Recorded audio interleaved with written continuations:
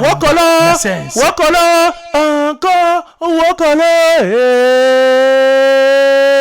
Doumbeleya, Doumbeleya, général, Datou, que je dis ce que tu as fait à Youssouf Fofana. Mon fils, parle, mon petit, parle. Si tu ne parles pas, qui va alors parler? N'est-ce pas, c'est toi le président fondateur de la tanière? Nous sommes le 10 mars 1984 au stade Félix Houphouët-Boigny à Abidjan en Côte d'Ivoire.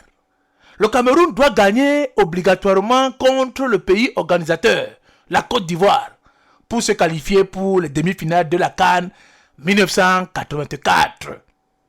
Youssouf Fofana était à cette époque-là le meilleur ailier de débordement africain. Un jeune éléphanto féru de dribble et d'une rapidité indescriptible. Il commence le match contre les galactiques et historiques Lions indomptables à vitesse supérieure. Quelques minutes après le coup d'envoi, il rase à la vitesse d'un cyclone la défense camerounaise et décroche un tir qui s'écrase sur le montant droit de Joseph-Antoine Bell. Dit n'est que le lièvre, dit le Mbombok national. 3 minutes plus tard, il amorce une autre attaque et se retrouve nez à nez devant le meilleur libéral d'Afrique, le général Doumbeleya François, dit Datou, qui lui ouvre grandement les jambes pour l'inviter à le mettre un zolo, petit pont.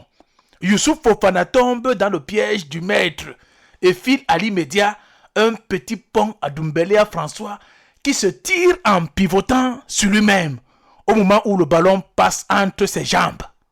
Doumbeleya François récupère le ballon de l'intérieur du pied droit et fait une montée spectaculaire.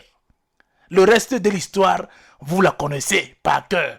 L'Algérie est mise à la sauce au penalty avec un dernier penalty couperet tiré par celui qu'on appelle le général Doumbeleya François. En finale, les Super Eagles du Nigeria sont domptés 3-1 et le premier trophée continental est en poche.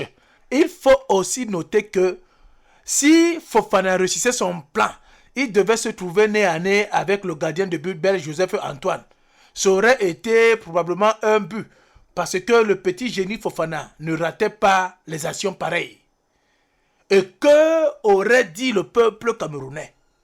Seuls les grands maîtres comme Doumbeleya François peuvent prendre de tels risques.